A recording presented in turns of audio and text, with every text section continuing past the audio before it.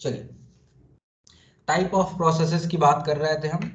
सबसे पहला जो प्रोसेस है that is isothermal process. Isothermal process का मतलब एक ऐसा प्रोसेस, एक ऐसा प्रोसेस, एक मिनट, मैंने शेयर नहीं किया है लग रहा। शेयर किया है क्या मैंने? नहीं सर। नहीं किया है शेयर। Okay okay. अब मैंने शेयर किया है। अब देखिए, लास्ट क्लास में हमने टाइप ऑफ प्रोसेसेस की बात की थी। आइसोथर्मल प्रोसेस एक ऐसा प्रोसेस जिसमें टेम्परेचर कांस्टेंट रहता है, आइसोबारिक जिसमें प्रेशर कांस्टेंट रहता है, आइसोकोरिक जिसमें वॉल्यूम कांस्टेंट रहता है, इडियाबैटिक जिसमें कि कोई भी हीट का एक्सचेंज नहीं होता है, कुछ भी आप चेंज कर रहे हैं हीट एक्सचेंज नहीं हो रहा है। और इसको मैंने थोड़ा सा डिटेल में समझाने की कोशिश की थी।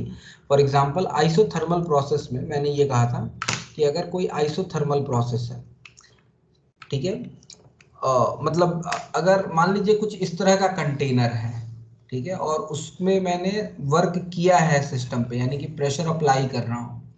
जब भी सिस्टम पे आप वर्क करते हैं, मतलब कुछ प्रेशर अप्लाई करते हैं, मतलब सिस्टम पे आप कुछ वर्क कर रहे हैं, and in that case compression होता है, सिस्टम की एनर्जी बढ़ जाती है।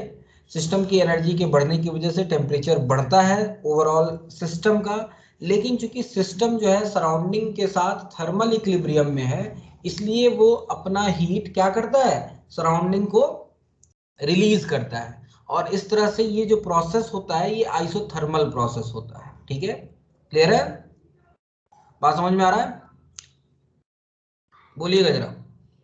ये बात मैंने लास्ट क्लास में हाँ बताई सर। थी। इस प्रोसेस में डेल्टा टी जो होगा वो जीरो होगा। सिमिलरली अगर हम वर्क बाय द सिस्टम की बात करें, यानी कि एक्सपेंशन करें, सिस्टम वर्क करे तो एक्सपेंशन होगा।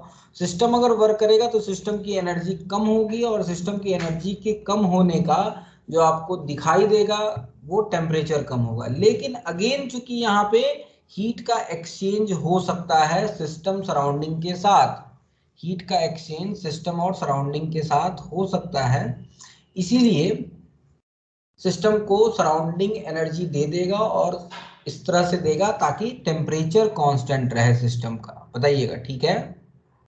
बोलिएगा, यहां तक बातें ठीक है? यहां तक हाँ सर।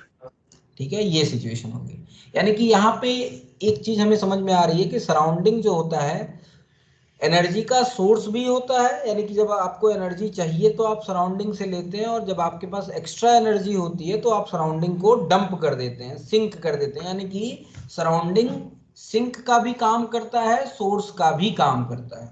ठीक है, यही प्रोसेस मैं अपनाऊं, यही काम कंप्रेशन और एक्सपेंशन करूं, लेकिन मैं वॉल्स को एडियाबेटिक बना दूं। वॉल्स को एडियाबेटिक बनाने का मतलब हीट का एक्सचेंज नहीं हो सकता। अब अगर सिस्टम पे वर्क करेंगे कंप्रेशन होगा, कंप्रेशन होने की वजह से चूंकि आप सिस्टम पे वर्क कर रहे हैं, यानी कि सिस्टम को एनर्जी ट्रांसफर कर रहे हैं, तो सिस्टम की एनर्जी बढ़नी है। सिस्टम की एनर्जी बढ़ेगी तो टेम्परेचर बढ़ेगा। टेम्परेचर इस बार सिस्टम सराउंडिंग को डंप नहीं कर पाएगा। क्यों नहीं कर पाएगा? क्योंकि यहाँ पे वॉल्स जो है कौन सी हैं, एडियाबेटिक वॉल्स हैं, और इस तरह से हीटिंग इफेक्ट होगा, टेम्परेचर बढ़ेगा, है ना? उसी का जस्ट अपोजिट मैंने बताया था, वर्क बाय द सिस्टम। अगर आप एक्सपेंशन करते हैं सिस्टम की एनर्जी कम होगी, कम होगी यानी कि टेम्परेचर घटेगा, और यानी कि कूलिंग इफेक्ट हो जाएगा। यहाँ पे अगेन वो थर्मल इक्विलिब्रियम में नहीं है, अभी भी है कि नहीं? ठीक है। उसके बाद मैंने एक और प्रोसेस की बात की थी, साइक्लिक प्रोसेस। साइक्लिक प्रोसेस में मैंने ये कहा था कि अगर सीरीज ऑफ चेंजेस कर रहे हैं, बहुत सारे चेंजेस कर रहे हैं, और आफ्टर ऑल द चेंजेस आप जहां से गए थे वहीं पे आप पहुंच गए, जहां से आप निकले थे आप वहीं पे पहुंच गए, इसका मतलब आपने कोई चेंज नहीं किया है इफेक्टिवली। ऐसे प्रोसेस को साइक्लिक प्रोसेस कहते हैं। अगर एक इसी सारे प्रोसेसेस को एक कर्व के थ्रू समझाने की कोशिश करें तो आइसोकोरिक कर्व इस तरह से होगा, स्ट्रेट लाइन ये वाला। आइसोबारिक प्रेशर कांस्टेंट होगा। आइसोथर्मल और एडियाबेटिक, आइसोथर्मल के लिए तो कर्व जानते हैं इस तरह का होता है, यानी कि अगर ड्रा करें तो ऐसा होता है कर्व आइसोथर्मल के लिए। एडियाबेटिक के लिए कर्व और ज्यादा स्टीपर हो जाता है, और ज्यादा नीचे से जाता है। कैसे नीचे से जाता है इसकी बात हम आगे करने वाले हैं इस चैप्टर में, सो परेशान मत होइएगा। एडियाबेटिक प्रोसेस को थोड़ा सा और डिटेल में पढ़ेंगे, समझेंगे हम, ठीक है। एडियाबेटिक प्रोसेस में एक और बात, टेम्परेचर कांस्टेंट रहता है, प्रेशर सॉरी आइसोथर्मल प्रोसेस में टेम्परेचर कांस्टेंट रहता है, ठीक है। लेकिन एडियाबेटिक में अगर कंप्रेशन या एक्सपेंशन कर रहे हैं तो प्रेशर भी चेंज हो रहा है, वॉल्यूम भी चेंज हो रहा है, और साथ में टेम्परेचर भी चेंज होता है, ठीक है। ये बात मैंने बताई थी। इसके बाद classification of the process on the basis of reversibility, और दो तरह के प्रोसेसेस मैंने बताए थे, इरिवर्सिबल और रिवर्सिबल। इनकी बात हमें आज करनी है, लेकिन इनकी बात करने से पहले एक बड़ा ही अच्छा सा क्वेश्चन है, बहुत अच्छा क्वेश्चन है मेरे पास। मैं उस क्वेश्चन को पहले डिस्कस करूंगा जो कि मुझसे पूछा था इन्होंने, क्या कहते हैं,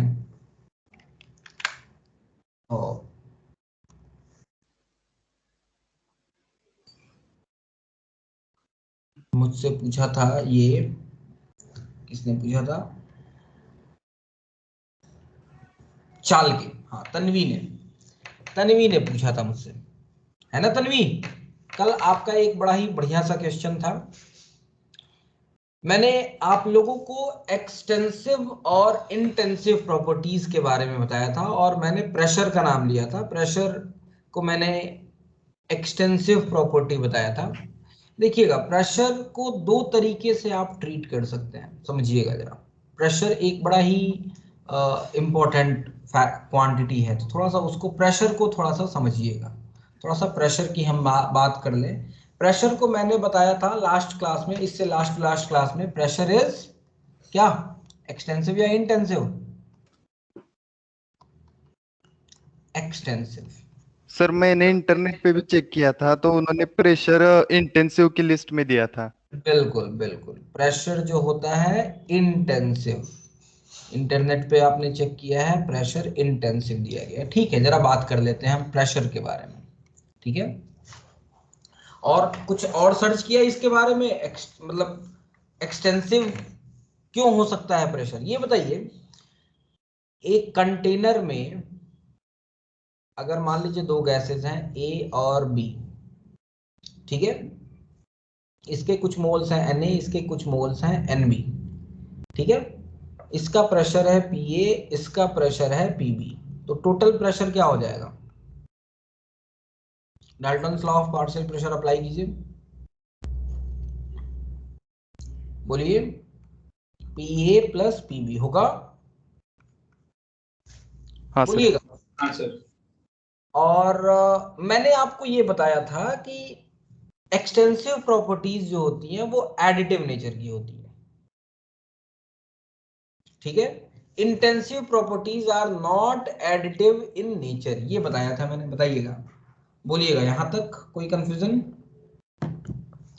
ये बताया था मैंने, याद आ रहा है ना? यहां पे चूंकि प्रेशर को आप ऐड कर पा रहे हैं, इसलिए आप कहेंगे प्रेशर इज एक्सटेंसिव। हालांकि इंटेंसिव के लिए भी एक रीजन है। इंटेंसिव क्यों होती है? इंटेंसिव इसलिए होती है, प्रेशर को फिजिक्स में अगर हम पढ़ें तो फिजिक्स में प्रेशर को फोर्स पर यूनिट एरिया कहते हैं, ठीक है। कहते हैं कि नहीं कहते हैं? एरिया एक्सटेंसिव है, अमाउंट बढ़ेगा तो एरिया भी बढ़ेगा। एक्सटेंसिव है, फोर्स ये भी एक्सटेंसिव है, ज्यादा प्रेशर अप्लाई करेंगे तो ज्यादा फोर्स होगा, ये भी एक्सटेंसिव है। और कभी भी दो एक्सटेंसिव प्रॉपर्टीज का रेशियो इंटेंसिव होता है, एक्सटेंसिव डिवाइड बाई एक्सटेंसिव, और वो इंटेंसिव के बराबर होता है।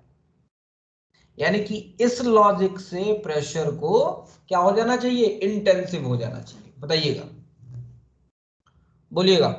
ठीक है यहां तक? ये एक्चुअली जब कैटेगराइज करते हैं तो ये एक इनहेरेंट समस्या है एक्सटेंसिव और इंटेंसिव की, कि कुछ प्रॉपर्टीज को आप अलग अलग करना, अलग अलग नहीं कर सकते हैं, ठीक है।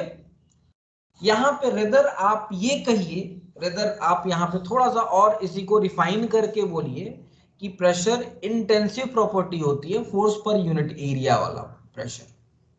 ये एरिया, ये फोर्स जो होता है, ये प्रेशर जो होता है, ये एक इंटेंसिव प्रॉपर्टी होती है। लेकिन गैसेस को मिला रहे हैं तो अगर उनके पार्शियल प्रेशर की बात करेंगे तो पार्शियल प्रेशर जो होगा एक्सटेंसिव प्रॉपर्टी होगी। Is it clear?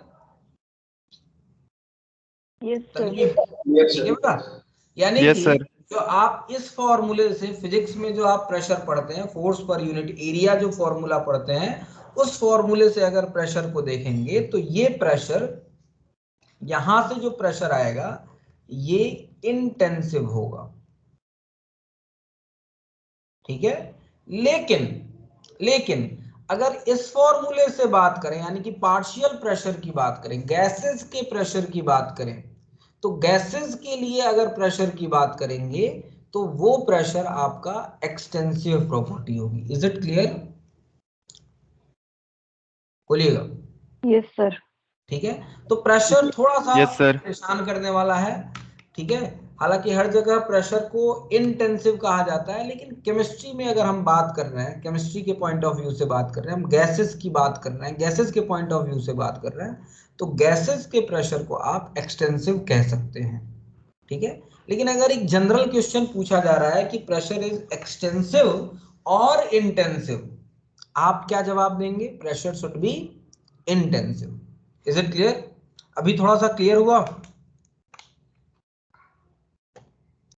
बोलिएगा। हाँ सर। समझ में आ गया? यानी हाँ कि सर। प्रेशर एक्सटेंसिव भी हो सकता है और इंटेंसिव प्रॉपर्टी भी हो सकती है, depending on situation. Depending on situation. Gases के लिए बात करें, पार्शियल प्रेशर की बात कर रहे हैं, तो पार्शियल प्रेशर आपका एक्सटेंसिव होगा।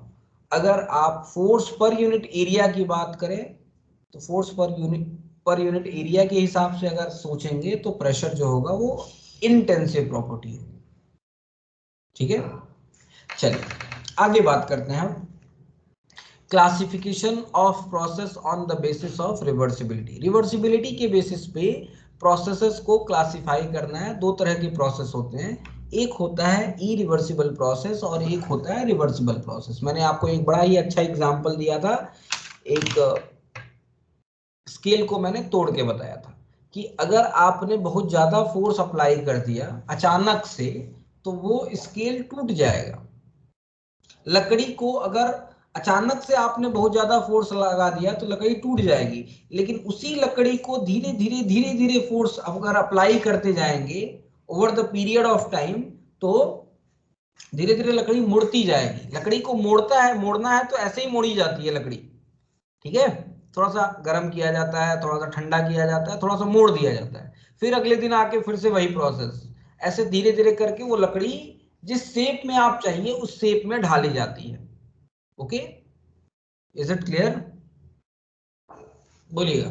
तो इरिवर्सिबल प्रोसेस के लिए मैंने कहा था कि अगर कोई प्रोसेस अचानक से कर रहे हैं, ठीक है, एक बड़ा चेंज कर रहे हैं आप, अचानक से कोई बड़ा सा चेंज कर रहे हैं, that change would be irreversible. उसको आप फिर से बैक नहीं ले जा सकते हैं। लेकिन अगर स्लोली आप कोई चेंज करें, ठीक है, तो वो चेंज जो होगा रिवर्सिबल प्रोसेस होगा। यानी कि कहने का मतलब ये है, रिवर्सिबल प्रोसेस को अगर एक्सप्लेन करना हो हमें तो हम रिवर्सिबल प्रोसेस को एक्सप्लेन कर सकते हैं, एक ऐसा प्रोसेस जिसको कंप्लीट होने में इनफाइनाइट टाइम लगे। ठीक है। या फिर यहाँ पे हम एक वर्ड का इस्तेमाल करते हैं, इनफाइनाइटेसिमली स्लो प्रोसेस। समझ रहे हैं? इनफैक्ट अगर मैं स्केल को भी मोड़ रहा हूं तो वो भी एक इरिवर्सिबल प्रोसेस ही होगा, या फिर पेन को अगर मैं मोड़ने की कोशिश कर रहा हूं तो वो भी एक इरिवर्सिबल प्रोसेस ही होगा। हालांकि मतलब अगर कहें तो that would be relatively more reversible than अचानक से मैं मोड़ दूं इस पेन को। बताइएगा, समझ में आई बात? लिखते हैं जरा, लिखते लिखते जरा समझने की कोशिश करते हैं तो और समझेंगे हम। ठीक है। सो सबसे पहले हम रिवर्सिबल प्रोसेस की बात करते हैं। बहुत ही इंपॉर्टेंट प्रोसेस है बेटा, बहुत ही इंपॉर्टेंट रिवर्सिबल प्रोसेस। ठीक है, बहुत ही इंपॉर्टेंट, और ये कई बार परेशान करता है। लेकिन आप अगर एक छोटा सा दिमाग में रखें कि एक बहुत ही स्लो प्रोसेस, ठीक है, वो एक रिवर्सिबल प्रोसेस है। फास्ट प्रोसेस जो होगा that would be a irreversible process. ठीक है, तो प्रोसेस डेफिनेशन लिख लें इसकी, द प्रोसेस, ठीक है, विच occurs infinitesimally slowly, वर्ड बड़ा इंपॉर्टेंट है, infinitesimally, INFINI, infinitesimally,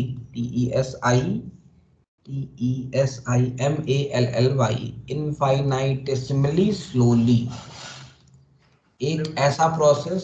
अरबाज आए हैं कि नहीं आए हैं आज? अरबाज नहीं है ना? है अरबाज?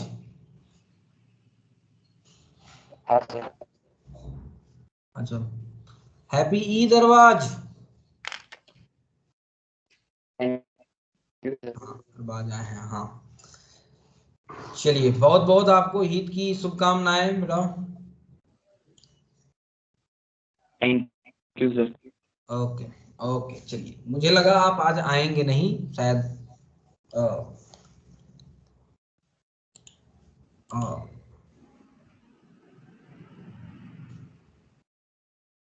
डाउनलोडेड शायद देखें।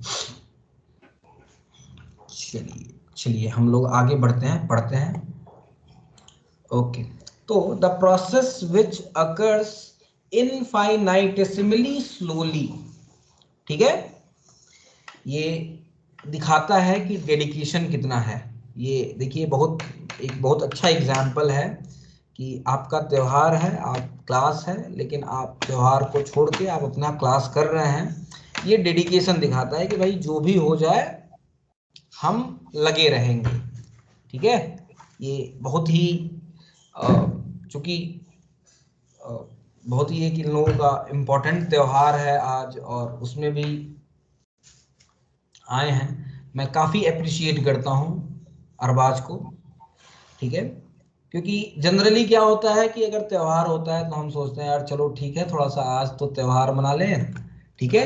लेकिन हमारा त्यौहार जो एक्चुअल में स्टार्ट होगा जब हमारा एग्जाम हो जाएगा, जब हमने कुछ अचीव कर लिया, तब हमारे लिए त्यौहार का मतलब है।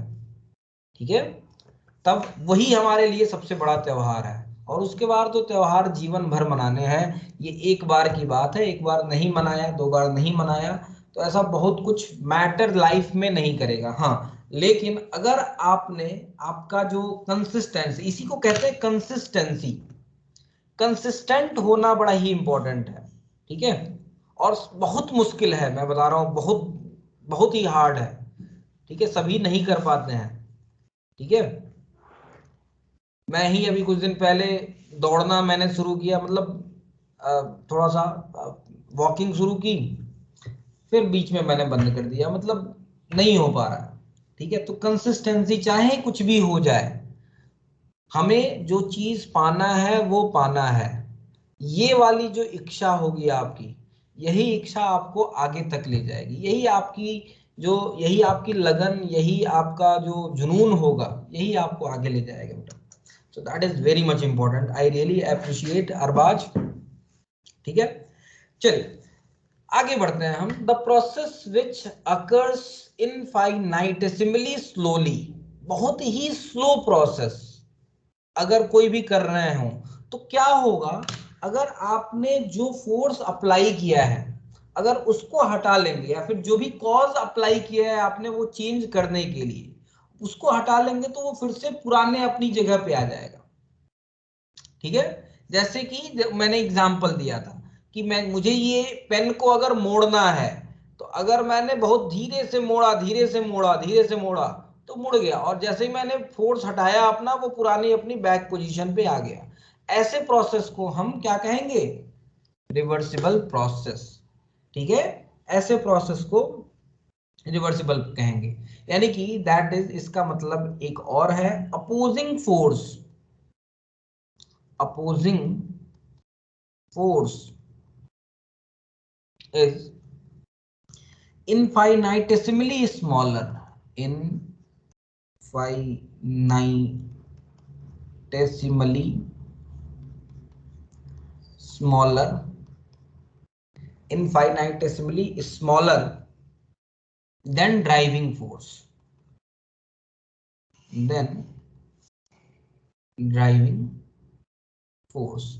यानी कि जो फोर्स आप लगा रहे हैं और जो फोर्स उसका अपोज कर रहा है, दो चीजें लगेंगी। कोई भी काम कर रहे हो आप तो दो चीजें हमेशा अप्लाई होंगी, एक जो काम कर रहे होंगे, एक उस काम के अपोजिट में कुछ कुछ काम लग रहा होगा। अगर ये दोनों एक दूसरे के जस्ट अपोजिट हैं और इनफाइनाइटिसिमली, मतलब एक थोड़ा सा बड़ा है, एक थोड़ा सा छोटा है, ड्राइविंग फोर्स से अपोजिंग फोर्स थोड़ा सा छोटा है, इस प्रोसेस को हम कहेंगे। ठीक है, जब भी ऐसा होगा, इन अपोजिंग फोर्स थोड़ा सा छोटा होगा ड्राइविंग फोर्स के, तब जो भी प्रोसेस हो रहा होगा उस प्रोसेस को रिवर्सिबल प्रोसेस कहेंगे। Is it clear? तो that is, opposing force is infinitesimally smaller than driving force, and when infinitesimal increase,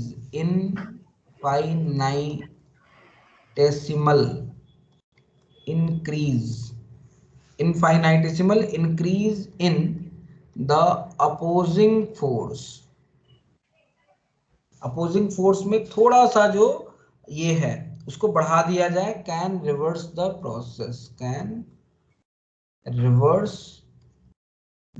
process। ठीक है, ठीक है। एक सिंपल सा एग्जांपल देता हूं आपको, एक रिवर्सिबल और एक रिवर्सिबल का, आप शायद और अच्छी तरह से समझ पाएंगे। एक कंटेनर है और बेसिकली पिस्टन है, मान लीजिए। ठीक है, पिस्टन है, ओके। और मैंने पिस्टन, मैं बना दूं जरा, 2 मिनट, मैं पिस्टन बना दूं। ठीक है, मान लीजिए 2 कंटेनर है और 2 कंटेनर में एक बड़ा ही एक सिंपल सा एग्जांपल से आप इस चीज को समझ सकते हैं। पिस्टन लगे हुए हैं, एक जैसे हैं, बिल्कुल एक जैसी गैसेस हैं। ठीक है, बिल्कुल सिचुएशन सेम है, दोनों की सिचुएशन बिल्कुल भी सेम है, बिल्कुल एग्जैक्ट सेम है। ठीक है, मैंने क्या किया इस पे, ठीक है, ये 1 है और ये 2 है। ठीक है, मैंने क्या किया कि इस पिस्टन पे अचानक से 2 केजी का वेट रख दिया। ठीक है, अचानक से उठाया, रख दिया, अचानक से प्रेशर बढ़ गया। क्यों बेटा, बताइएगा। हाँ सर। अचानक से 2 केजी का वेट मैंने रख दिया, अचानक से प्रेशर बढ़ गया, अचानक से ये नीचे चला जाएगा। ये प्रोसेस रिवर्सिबल होगा या इरिवर्सिबल होगा? बोलिएगा। इरिवर्सिबल होना है ऑब्वियसली। मैंने जो चेंज किया है अचानक से किया है, लेकिन मैं यहां पे क्या कर रहा हूं, एक मैं कंटेनर में 2 किलो ही मिट्टी लेके आता हूं, मिट्टी, रेत, 2 केजी रेत लेके आता हूं, और मैं कहता हूं, किसी बच्चे से कह देता हूं कि बेटा एक काम करो, रेत को धीरे धीरे धीरे धीरे धीरे धीरे रखते चलो, रखते चलो, रखते चलो। आइडियल सिचुएशन में मैं कहूंगा एक एक रेत को रखो एक बार में। हालांकि ऐसा प्रोसेस, ऐसा पॉसिबल नहीं है, लेकिन फिर भी ठीक है, रेत के टुकड़े में रेत रखवा रहा हूं यहां पे। ठीक है, ये प्रोसेस जो होगा किस तरह का प्रोसेस होगा?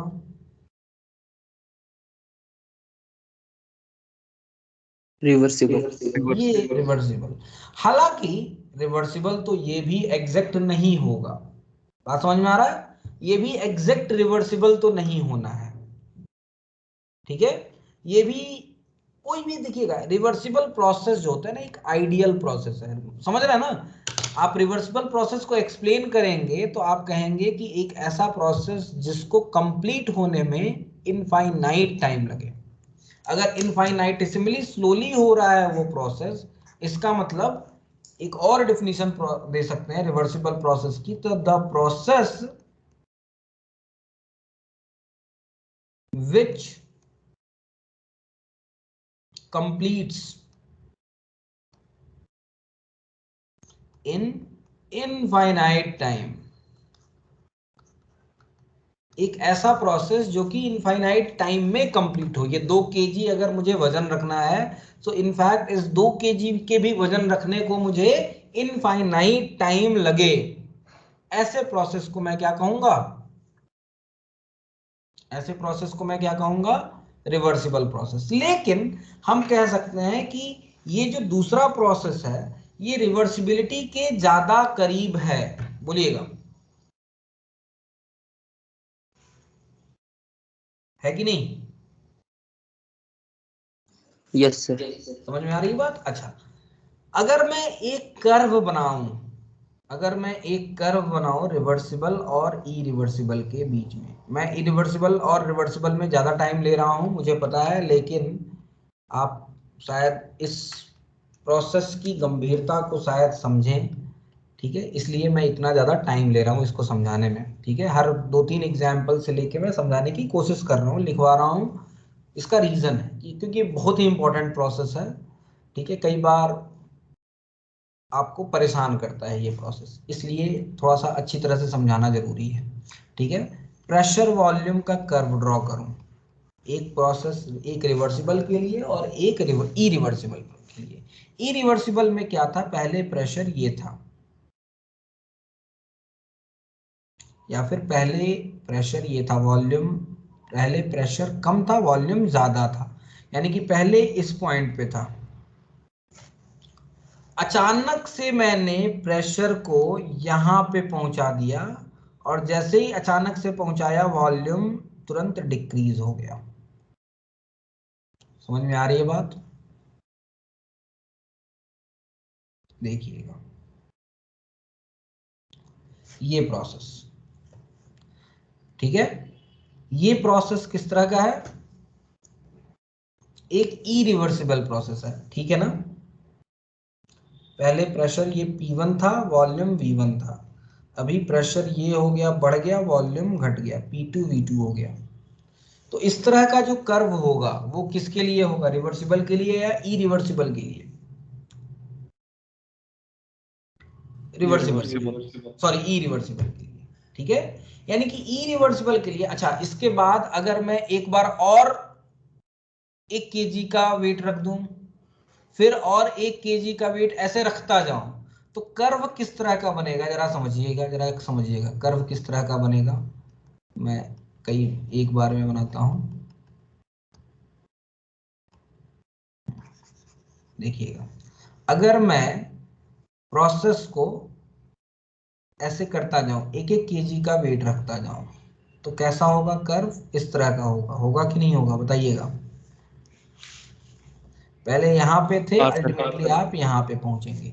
स्टेप फंक्शन आपने जैसे जो मैथमेटिक्स में पढ़ा होगा, स्टेप फंक्शन, है ना, पढ़ा है कि नहीं स्टेप फंक्शन के बारे में मैथमेटिक्स में, नहीं बोलिए। अब तक सर। अच्छा अब तक नहीं पढ़ा।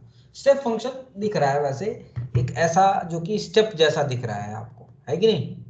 इस तरह के जो भी फंक्शंस होंगे दैट इज हाँ known sir. As step function. जैसे मैं एक एग्जांपल दूं, शायद आपने बड़े ब्रैकेट, बड़ा ब्रैकेट, हम बड़े ब्रैकेट में पढ़ा होगा, बड़े बड़े ब्रैकेट में एक्स पढ़ा होगा शायद, बड़ा ब्रैकेट पढ़ा है कि अगर कोई वैल्यू रखते हैं तो उसके पास के इंटीजर में वो कन्वर्ट हो जाता है उसकी वैल्यू।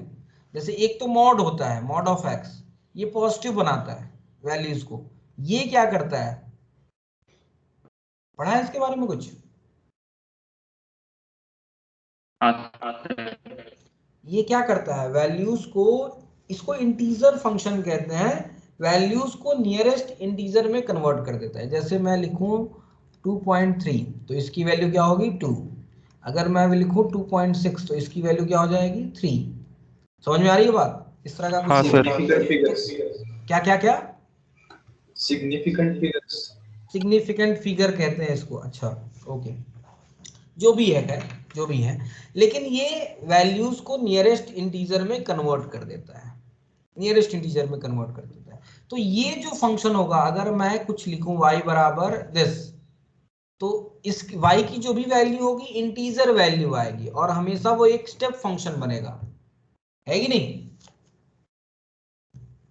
क्लियर है? ये ओके, तो ये क्लियर। होता है, ये ठीक है। यानी कि इरिवर्सिबल प्रोसेस में इस तरह से स्टेप फंक्शन बनना है बेटा। रिवर्सिबल प्रोसेस में क्या होगा, आप प्रेशर धीरे धीरे बढ़ाते जाएंगे, वॉल्यूम सॉरी प्रेशर बढ़ाते जाएंगे, वॉल्यूम घटता जाएगा। यानी कि अगर पहले यहाँ पे है और उसको यहाँ पे पहुंचना है तो वो इस पाथ से जाएगा। बोलिएगा जाएगा कि नहीं जाएगा? हाँ सर। बोलिएगा, है ना? समझ रहे ना? एक ऐसे स्टेप नहीं दिख रहा है आपको, आप समझिएगा। इसी प्रोसेस को अगर मैं क्या करूं, 1-1 किलो का रख रहा हूं, 1-1 किलो के रखने के बजाय मैं आधा-आधा किलो का रखता जाऊं, या फिर 200-200 ग्राम का रखता जाऊं, 100-100 ग्राम का रखता जाऊं, तो कर्व और ज्यादा इस तरह से होता जाएगा, छोटे छोटे स्टेप्स बनते जाएंगे, है कि नहीं? और छोटा करूं तो और छोटे स्टेप्स बनेंगे, और छोटे स्टेप्स बनेंगे, है कि नहीं? और एक समय ऐसा आएगा जब कर्व इस तरह का होगा। एक समझ रहे हैं बात को? हाँ सर। तो हाँ सर। Yes, sir. यानी कि जब भी स्टेप फंक्शन बनेगा, स्टेप बनेंगे इस तरह के, तो स्टेप में जो भी होंगे वो प्रोसेस इरिवर्सिबल होगा। जबकि आपका अगर एक स्मूथ कर्व कभी भी बनता है, that smooth curve will be like reversible process. Is it clear? So ये जो कर्व है, पहला जो कर्व है ये रिवर्सिबल के लिए है, दूसरा जो कर्व है ये इरिवर्सिबल के लिए है। ठीक है? और पहला जो कर्व है for irreversible process, irreversible process, and this is reversible process. यानी कि एक चीज बड़ी इंपॉर्टेंट है यहाँ पे, रिवर्सिबल प्रोसेस के लिए जो भी कर्व होगा वो एक स्मूथ कर्व होगा, है ना? हाँ सर। ठीक है,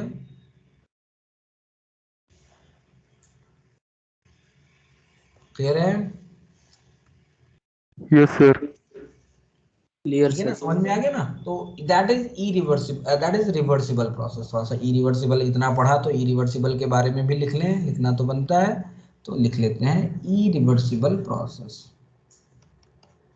चैप्टर को थोड़ा सा आराम से ही करने वाले हैं, और खासकर जो स्टार्टिंग वाला पार्ट है, क्योंकि स्टार्टिंग वाला पार्ट थोड़ा सा डेफिनेशन वाला पार्ट है, थोड़ा सा समझने वाला पार्ट है। अगर स्टार्टिंग में आपने चैप्टर को पकड़ लिया, ठीक है, और इसीलिए कभी भी चैप्टर की स्टार्टिंग में कभी भी मतलब लेक्चर मिस नहीं होनी चाहिए। इरिवर्सिबल प्रोसेस एक ऐसा प्रोसेस जिसको कंप्लीट होने में फाइनाइट टाइम लगे, ठीक है?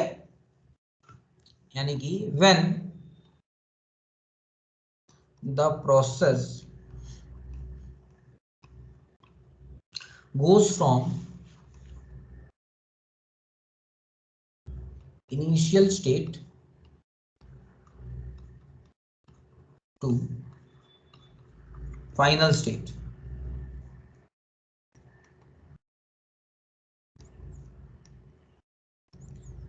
in a single step। Initial से फाइनल में जाने में एक एक ही सिंगल स्टेप लगे, इन अ सिंगल स्टेप, या फिर स्टेप और सम फाइनाइट स्टेप, और सम फाइनाइट स्टेप, एक सिंगल स्टेप में चला जाए या फिर कुछ फाइनाइट स्टेप्स में चला जाए, ठीक है? Then it can't be reversed, उसको रिवर्स नहीं किया जा सकता। Is it clear? क्लियर है? Yes sir. Yes, sir. Clear. This type of process is known as, this type of process is known as irreversible process.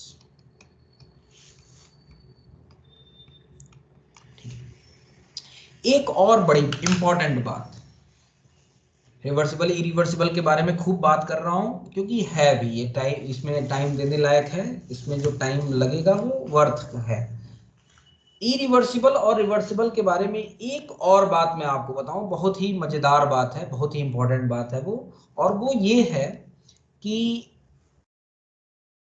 Reversible process में हर step, जितने भी आप स्टेप करते हैं, जो भी इनफाइनाइटेसिमल स्टेप्स जो होते हैं, हर स्टेप में इक्विलिब्रियम एग्जिस्ट करता है। ठीक है? हर स्टेप में जो अपोजिंग फोर्स है और जो ड्राइविंग फोर्स है वो ऑलमोस्ट इक्वल होगा, है कि नहीं? बताइएगा। यानी कि रिवर्सिबल प्रोसेस के हर स्टेप आप अगर ये हर एक रेत के टुकड़े डालते जा रहे हैं, रेत के टुकड़े डालते जा रहे हैं आप, हर स्टेप में रिवर्सिबिलिटी, हर स्टेप में एक इक्विलिब्रियम एग्जिस्ट करेगा। उस रेत को हटा देंगे, फिर से वो पुरानी अपनी जगह पे आ जाएगा। यहां पे जो होता है बेटा,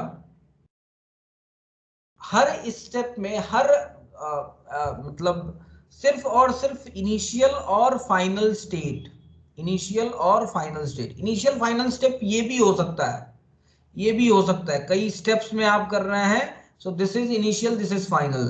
सेकेंड स्टेप के लिए this is initial, this is final. इन्हीं स्टेप्स में सिर्फ और सिर्फ इक्विलिब्रियम एग्जिस्ट करेगा। इट इज जस्ट लाइक आप अगर एक सीढ़ी पे चढ़ रहे हैं, तो सीढ़ी पे या तो आप यहां पे हैं तब इक्विलिब्रियम होगा, या तो यहां पे हैं तब इक्विलिब्रियम होगा। आप यहां पे हैं तो इक्विलिब्रियम होगा क्या?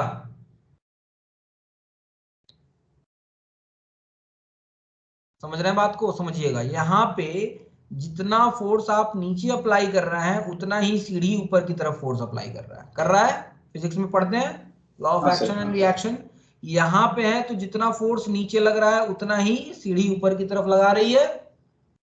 लेकिन यहां पे ऐसा है क्या? बीच वाले स्टेप में नहीं है। मतलब क्या कहना चाहता हूं कि इनिशियल और फाइनल स्टेप में ही एक इक्विलिब्रियम एग्जिस्ट करेगा। वो इक्विलिब्रियम चाहे किसी भी तरह का हो, चाहे मैकेनिकल इक्विलिब्रियम हो, थर्मल इक्विलिब्रियम हो, जिस तरह का भी इक्विलिब्रियम की बात करें, सिर्फ और सिर्फ इनिशियल और फाइनल स्टेप में ही इक्विलिब्रियम एग्जिस्ट करेगा।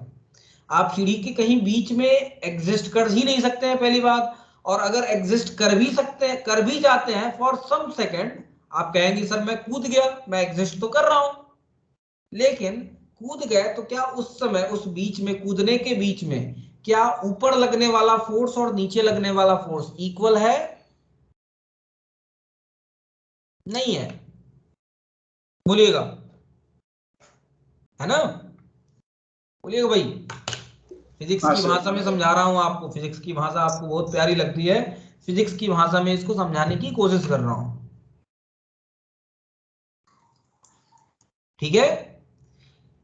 आप जब सीढ़ी पे एग्जिस्ट कर रहे होंगे, सीढ़ी पे होंगे, तब तभी उस समय इक्विलिब्रियम एग्जिस्ट करेगा। यानी कि जितना नीचे फोर्स लगने वाला होगा उतना ही ऊपर फोर्स लगेगा। अगर सीढ़ी के कहीं बीच में आप हवा में हैं, इन दैट कंडीशन कोई इक्विलिब्रियम एग्जिस्ट नहीं करेगा। कहने का मतलब यह है कि सिर्फ और सिर्फ इनिशियल और फाइनल स्टेप में ही इरिवर्सिबल प्रोसेस में इक्विलिब्रियम होता है, जबकि रिवर्सिबल प्रोसेस में हर स्टेप में एक इक्विलिब्रियम एग्जिस्ट करता है। Is it clear? क्लियर। अगर आप, हाँ ठीक है, तो इस बात को भी लिख लें, इस बात को भी लिख लें, इस बात को भी हम लिख लें। ओके, कहाँ लिखें? जगह मेरे पास यहाँ पे है, यहाँ पे लिख सकता हूं मैं। ठीक है, रिवर्सिबल प्रोसेस में, for reversible process, equilibrium for reversible process,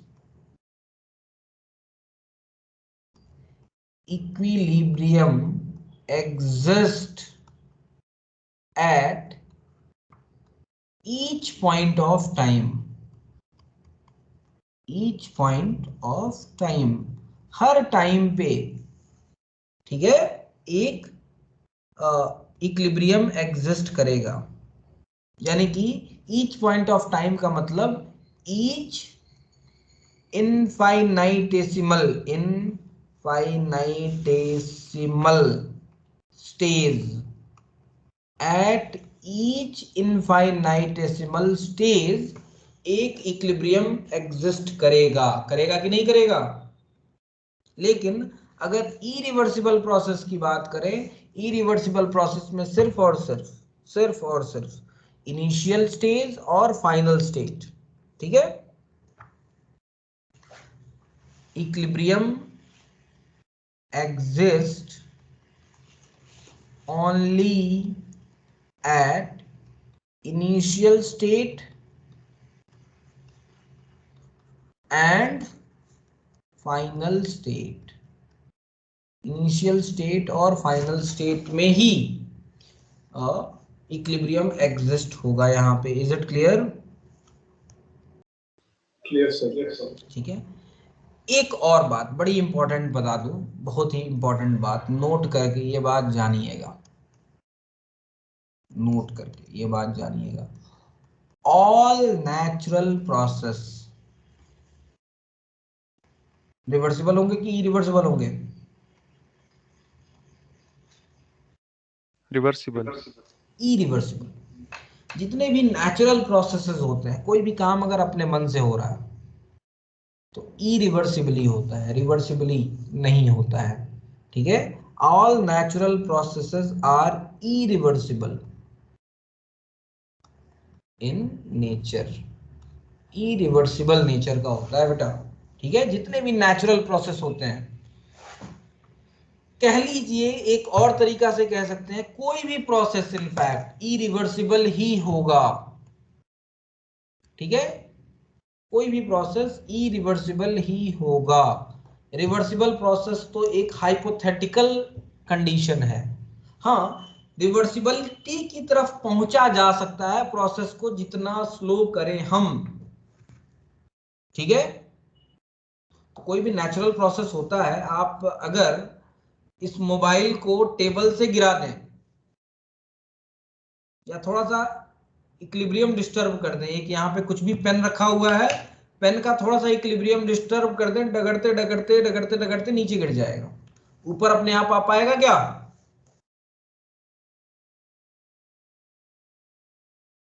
बोलिएगा। नहीं सर। बारिश एक बार हो गई, हो गई, ठीक है। अब बारिश की बूंदें अपने आप ऊपर तो नहीं जाएंगी ना, हाँ, दैट इज डिफरेंट इशू कि इवेपोरेशन होगा, ठीक है। लेकिन वो भी एक इरिवर्सिबल प्रोसेस ही है। क्यों? क्योंकि वहां पे हीट आप अप्लाई कर रहे हैं, ठीक है। यानी कि जितने भी प्रोसेस होते हैं बेटा नेचर में, they are all irreversible in nature, ठीक है। थोड़ा सा डिफरेंस, अगर इतनी बात की तो हम थोड़ा सा डिफरेंस की भी बात बनती है।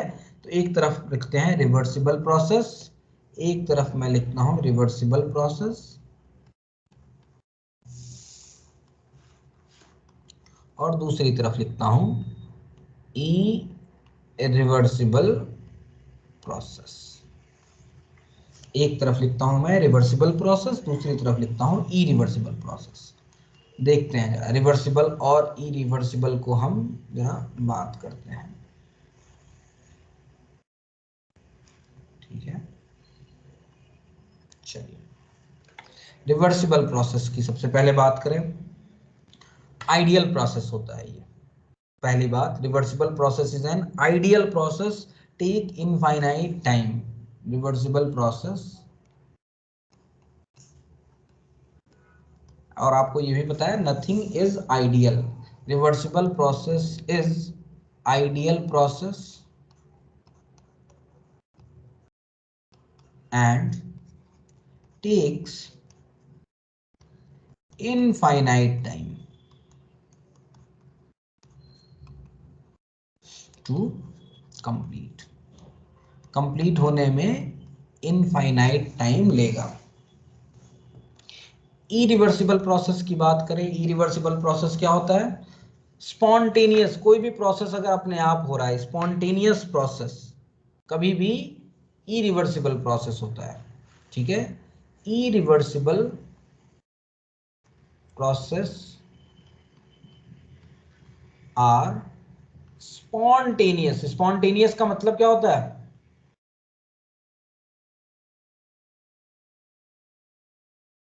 अपने आप हो जाए, अपने आप हो जाए, अपने आप बड़े हो जाते हैं, उसको पीछे लाया जा सकता है? नहीं सर, नहीं सर। नहीं लाया जा सकता, बिल्कुल नहीं लाया जा सकता।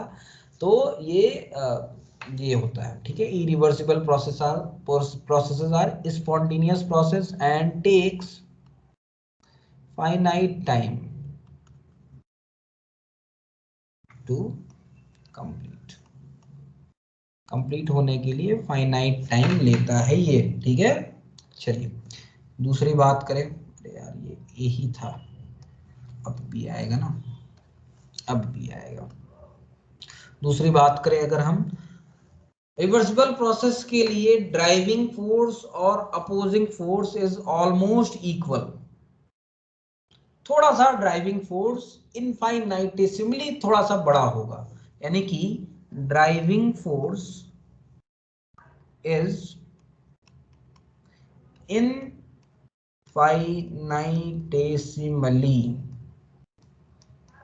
infinitesimally greater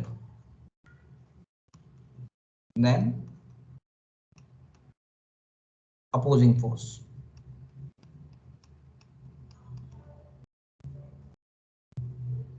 ठीक है, ड्राइविंग फोर्स जो होगा इनफाइनाइटेसिमली ग्रेटर होगा अपोजिंग फोर्स से।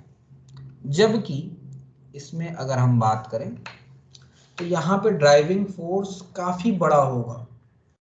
ड्राइविंग फोर्स इज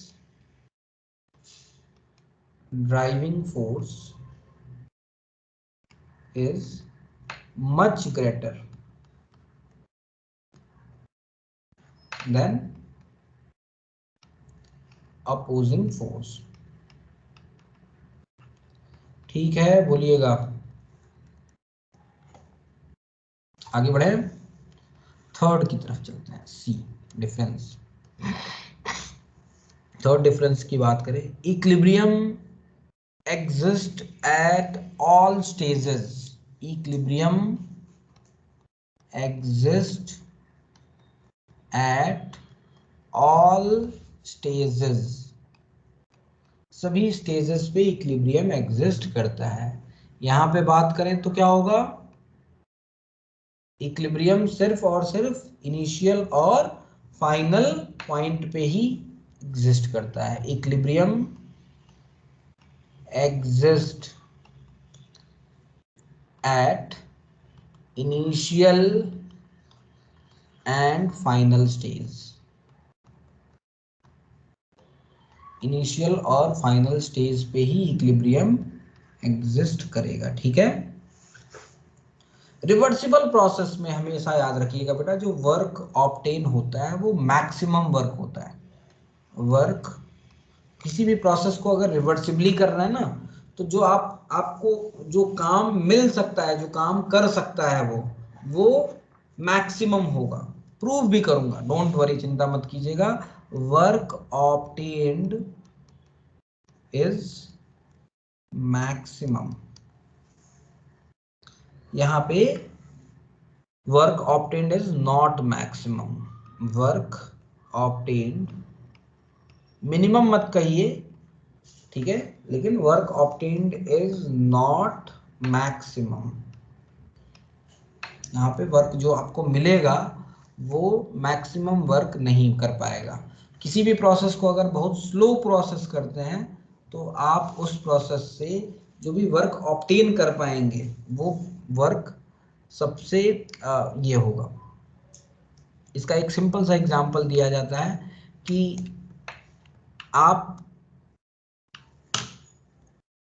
दूध गर्म कर रहे हैं, ठीक है, तो दूध को अगर आप बहुत हाई टेम्परेचर पे गर्म करें और एक लो टेम्परेचर पे गर्म करें, लो टेम्परेचर पे गर्म करने पे रिलेटिवली कम एनर्जी खर्च करेंगे आप उतना ही टेम्परेचर पहुंचने के लिए, क्योंकि रिलेटिवली मोर रिवर्सिबल प्रोसेस होगा वो।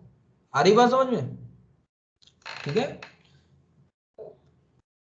It is difficult to realise in practice. Practice में रिवर्सिबल को, आप रिवर्सिबल प्रोसेस को प्रैक्टिस में नहीं ला सकते हैं, थियोरेटिकल कॉन्सेप्ट है ये, ठीक है, हाइपोथेटिकल कॉन्सेप्ट है कह लीजिए। जबकि यहाँ पे जो भी आप करते हैं पर प्रैक्टिस में आप इसको परफॉर्म कर सकते हैं। It can be performed in practice. एक सिंपल सा और एग्जांपल देता हूं, आपको 10 किलोमीटर जाना है, ठीक है, किस केस में आप ज्यादा एनर्जी खर्च करेंगे? स्लोली स्लोली जाएंगे या फास्ट जाएंगे? स्लोली स्लोली स्लोली जाएंगे। आप Slowly. ज्यादा, बिल्कुल, आपको 15 किलोमीटर भागना है, आप धीरे धीरे जाइए, आराम से आप चले जाएंगे, कोई समस्या नहीं होगी। 15 किलोमीटर जाना है, भाग के जाना है, हालत खराब हो जाएगी, है ना? क्लियर है?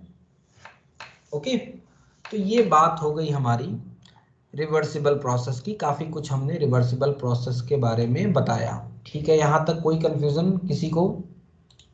No sir, clear. नहीं सर। ओके ओके,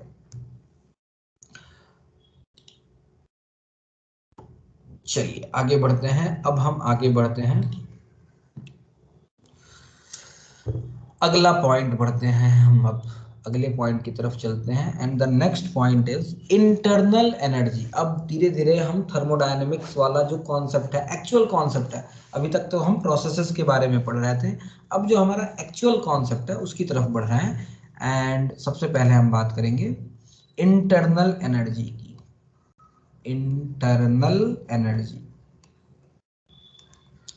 ठीक है, जिसको हम U से रिप्रेजेंट करते हैं। इंटरनल एनर्जी को U से, कई बार E से भी कहा जाता है, कई बार E से भी लिखा जाता है इसको, लेकिन रेदर U से रिप्रेजेंट करिए, ज्यादा बेटर है। क्या मतलब है इंटरनल एनर्जी का? इंटरनल एनर्जी का क्या मतलब है?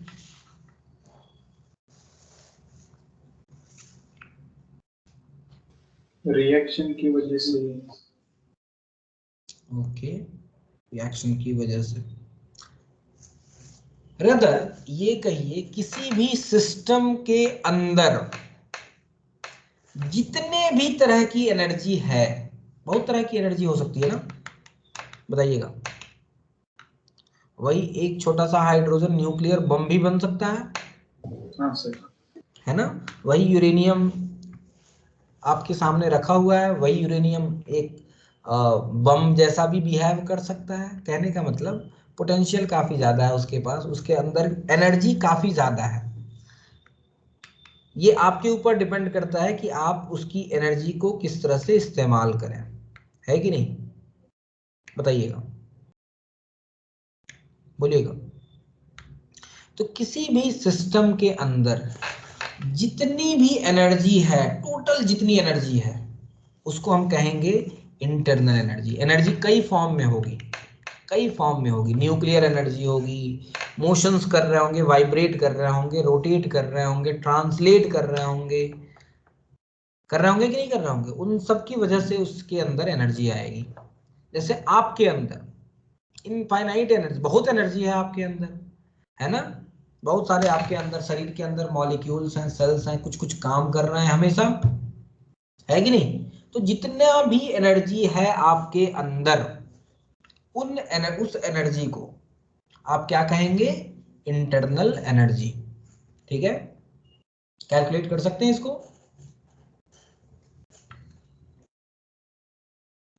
कैलकुलेट कर सकते हैं कि नहीं इंटरनल एनर्जी को, बताइएगा।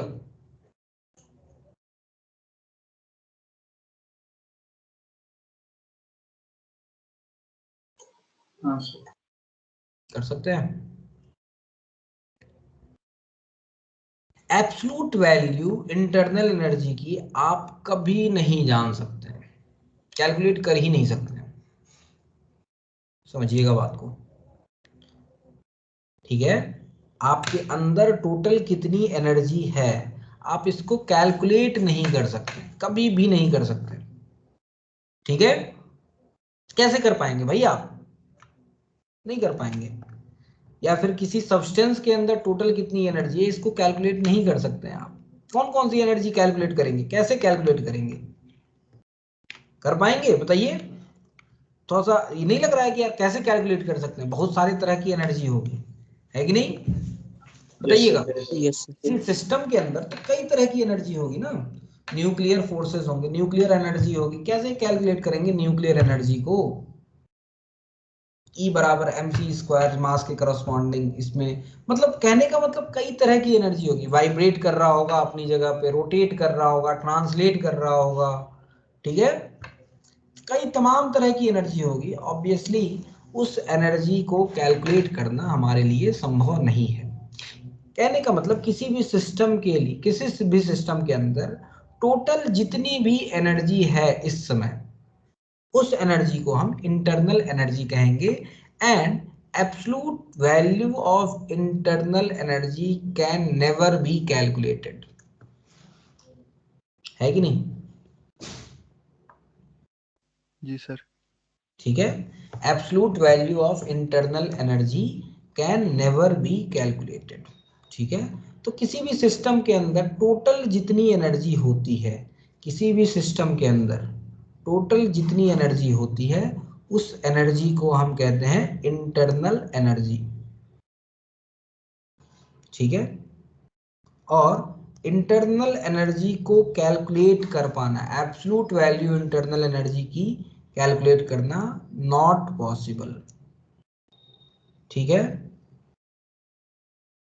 ठीक है बोलिएगा। Yes sir, clear. हाँ, चलिए, Yes, sir. तो इसको थोड़ा सा लिख लें, इंटरनल एनर्जी को यूज से रिप्रेजेंट करते हैं। ऑब्वियसली आप इंटरनल एनर्जी कैलकुलेट नहीं कर सकते हैं, लेकिन चेंजेस जो होंगे इंटरनल एनर्जी में वो आपके लिए इंपॉर्टेंट होंगे। ये बताइए आपके अंदर कितनी एनर्जी है, उससे क्या मतलब है हमें। आपने, आप कोई काम को कितनी एनर्जी से कर रहे हैं उससे हमें मतलब है ना। एक आदमी खूब बड़ा सा है, ऑब्वियसली बड़ा आदमी होगा तो बड़ी एनर्जी होगी, लेकिन अगर वो काम करने की इच्छा ही नहीं रखता है अगर, या फिर काफी भूखा है, या फिर कह लीजिए जो भी है परेशान है, ठीक है, एनर्जी तो है उसके अंदर, जैसे कहा जाता है ना पोटेंशियल तो है, लेकिन पोटेंशियल से अनुकूल काम नहीं कर पा रहा है कोई, तो हमें उससे क्या मतलब है, हमें मतलब ये होता है कि, हमें ये मतलब होता है कि कितना चेंज आया इंटरनल एनर्जी में किसी काम को करने में, वो हमारे लिए इंपॉर्टेंट होता है। यानी कि for us internal energy is not important, for us the thing that matter is what, change in internal energy. ठीक है, चलिए जरा लिख लेते हैं हम इसको। Every substance, every substance possesses, every substance possesses a fixed quantity of energy, a fixed quantity of energy। Her substance के अंदर एक फिक्स्ड क्वांटिटी ऑफ एनर्जी होती है, which depends on, जो कि डिपेंड करती है किस चीज पे, which depends upon state of the existent, state of the existence, किस फॉर्म में वो एग्जिस्ट कर रहा है, एग्जिस्टेंस।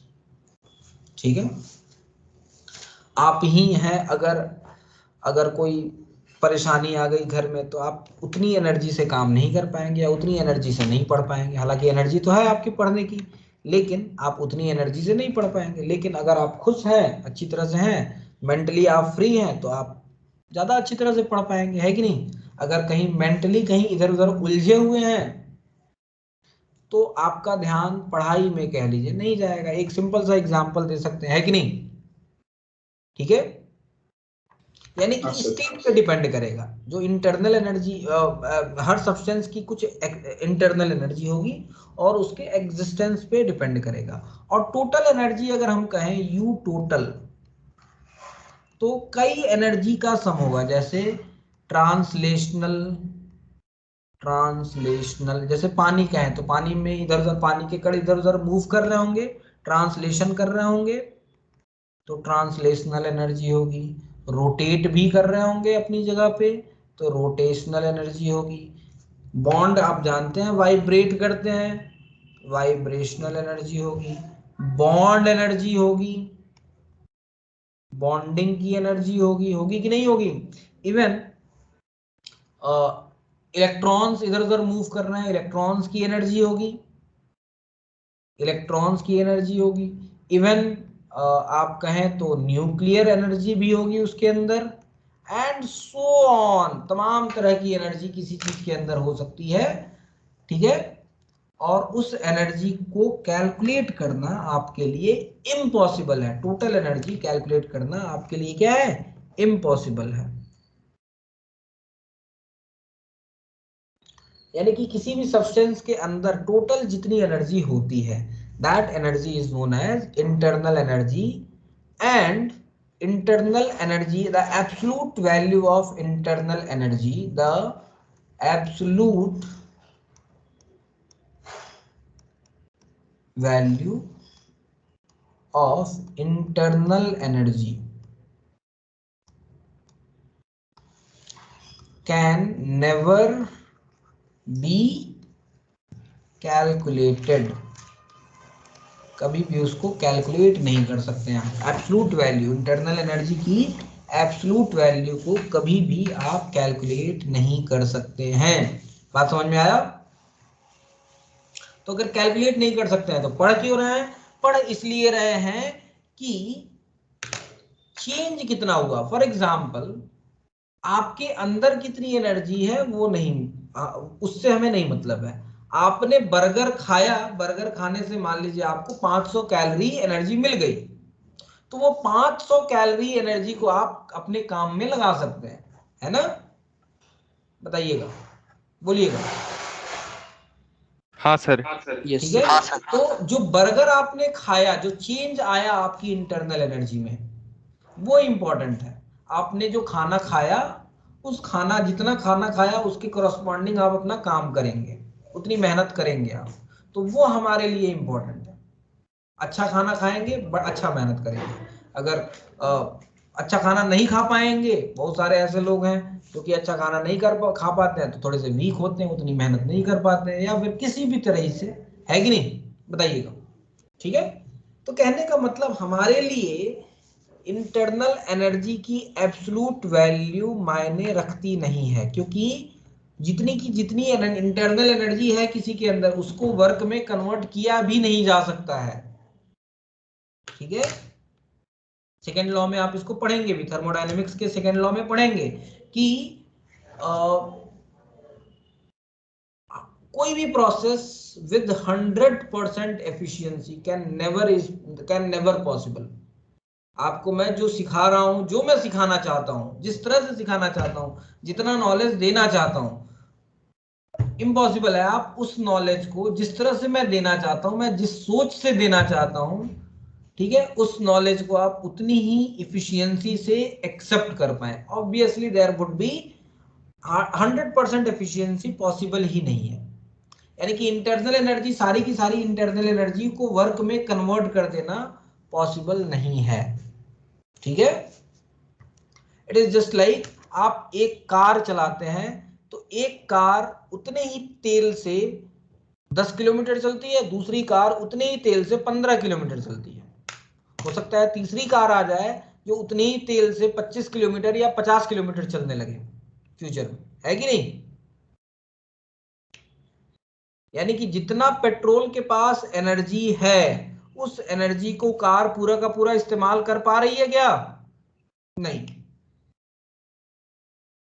कोई भी मशीन 100% एफिशिएंट नहीं होता है। तेल के अंदर जो भी इंटरनल एनर्जी है उस इंटरनल एनर्जी का पूरा इस्तेमाल नहीं हो पा रहा है। इनफैक्ट जो रेशियो होता है काफी कम होता है, 10 से 15% ही होता है, 15 से 20%। कोई भी प्रोसेस 10 से 15% एफिशिएंट होता है कि नहीं? बोलिएगा जरा। ठीक है, ठीक है, समझ में आ गई हाँ बात? सर। ठीक है। Yes, sir. Clear. तो कहने का मतलब हमारे लिए इंटरनल एनर्जी मैटर नहीं करती है। Absolute value of internal energy हमारे लिए मैटर नहीं करती है, can never be calculated and, ये भी लिख सकते हैं, and it is not important to us. हमारे लिए ये इंपॉर्टेंट भी नहीं है। हमारे लिए मैटर क्या करता है? हमारे लिए हमें जरूरत किस चीज की है? डेल्टा यू की। कभी भी आप देखेंगे, कभी भी देखेंगे थर्मोडायनेमिक्स में कभी भी यू नहीं लिखा जाता है, हमेशा डेल्टा यू लिखा जाता है, या डेल्टा ई लिखा जाता है, डेल्टा एस लिखा जाता है, डेल्टा एच लिखा जाता है। आपने एच लिखे हुए देखा है क्या कहीं? इंथैल्पी एच होती है जब भी आप बात करते हैं, चेंज की बात करते हैं, है कि नहीं? यानी कि आप कभी भी एब्सोल्यूट वैल्यू किसी भी सिस्टम के अंदर एब्सोल्यूट एनर्जी कितनी है, you can never calculate it. आप कभी भी उसको कैलकुलेट नहीं कर पाएंगे। कर पाएंगे? बोलिएगा जरा। नहीं कर पाएंगे ना? नहीं sir. Is it clear? Yes sir, clear है। Okay okay. तो कहने का मतलब एब्सोल्यूट वैल्यू इंटरनल एनर्जी की कैलकुलेट भी नहीं कर सकते हैं, and it is not important to us also. ठीक है। हमारे लिए मैटर क्या करता है? हमारे लिए मैटर क्या करता है? For us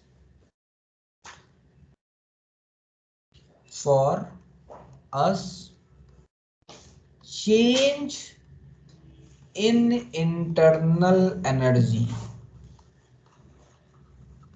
is important. कोई भी काम किया आपने, is important for us, change in internal energy is important, delta u, change in internal energy यानी कि डेल्टा u। और डेल्टा u क्या होगा? Delta u is u final minus u initial final internal energy में से initial internal energy को घटा दें। या फिर अगर कोई प्रोसेस है A गिव B, तो चेंज इन इंटरनल एनर्जी क्या होगी? Internal energy of B minus internal energy of A, and that is important for us, है ना? ठीक है, बोलिएगा। यानी कि आप एक और तरीके से कह सकते हैं, internal energy, change in internal energy you of product minus you of reactant. Is it clear? बोलिएगा। Clear, sir. And this is matter for us, this will matter। हमारे लिए इंटरनल एनर्जी मैटर नहीं करती है, हमारे लिए फाइनल माइनस इनिशियल मैटर करता है। आपने बर्गर खाया, बर्गर खाने के बाद आपको कितनी एनर्जी मिल गई और उस एनर्जी का आपने किस तरह से इस्तेमाल किया, ये हमारे लिए इंपॉर्टेंट है। आपके अंदर टोटल कितनी एनर्जी है, we are not concerned about it, है ना? कैलकुलेट भी नहीं करते हैं, जरूरत भी नहीं होती है, कैलकुलेट कर भी नहीं सकते हैं। ठीक है, इज इट क्लियर? ठीक है, चलिए आज के लिए इतना ही करते हैं, नेक्स्ट क्लास में हम इसके आगे बात करेंगे। ठीक है, okay, thank you so much. PDF भेज दीजिए। हाँ, इसका PDF अभी भेज देता हूँ बेटा, इसका PDF भेज देता हूँ। नेक्स्ट हमारी क्लास है आई थिंक कितने बजे? 4 बजे। 4:30 2:30 हाँ सर। हाँ ठीक है, जब भी होगी हम क्लास करेंगे, ठीक है। ओके, आज के लिए इतना ही, thank you. Thank you sir. Thank you sir. Thank you बेटा, थैंक यू।